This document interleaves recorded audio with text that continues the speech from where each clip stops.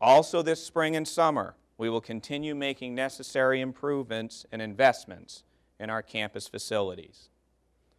A first project that will begin this spring and should conclude over the summer months is the installation of solar panels on some of our building roofs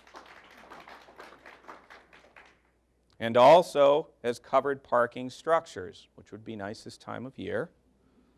The scope and the details of the project are still being finalized, but solar energy, of course, aligns with our mission, our values, and it offers potential energy savings and marketing opportunities. I'm really excited to share news of this next project.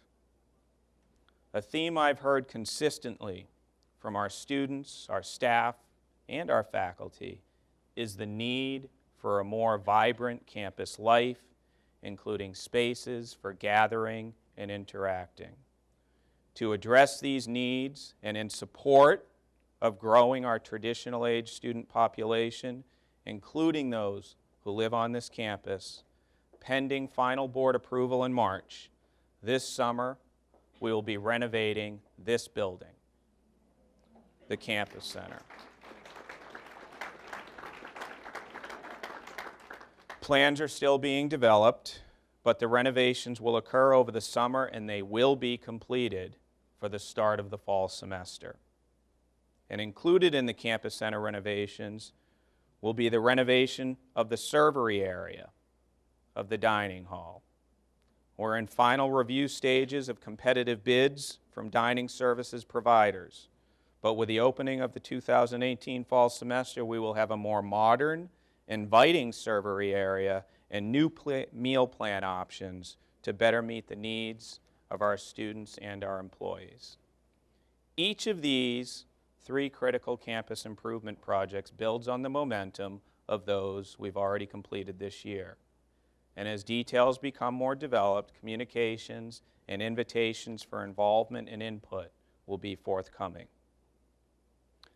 I'm compelled to share with you that I am fully aware of the need for new and renovated academic and other administrative facilities.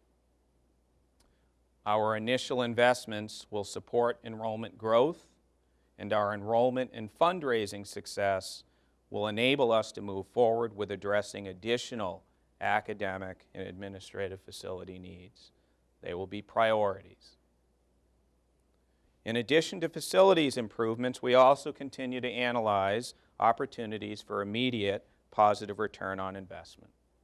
In the coming year, we will fund and fill 4 new full-time faculty positions to support newly developed academic programs and our growing graduate student population.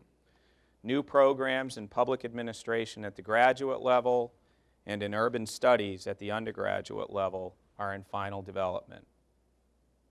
We will also be adding at least 1 and possibly 2 new positions to our advancement and development area to help us move forward more quickly and effectively in our fundraising success. And I'd be remiss if I don't mention one more inauguration event, the Black Tie Scholarship Gala that will be held the night of the installation ceremony. Every dollar we raise that evening will go directly to helping make an Albertus Magnus College education accessible to those who wouldn't otherwise be able to afford it. I'm convinced that that event, in many ways, will propel the college's fundraising agenda forward in a public and impactful way. New too, this fall, in our Falcons Intercollegiate Athletics program, we will start a women's varsity field hockey program. And we are close to confirming a relaunch of varsity swimming for fall 2019. Under Jim Abramitis' leadership, we're also exploring new sport offerings, each of which will be assessed and measured against market demand and the potential for positive net revenue contributions.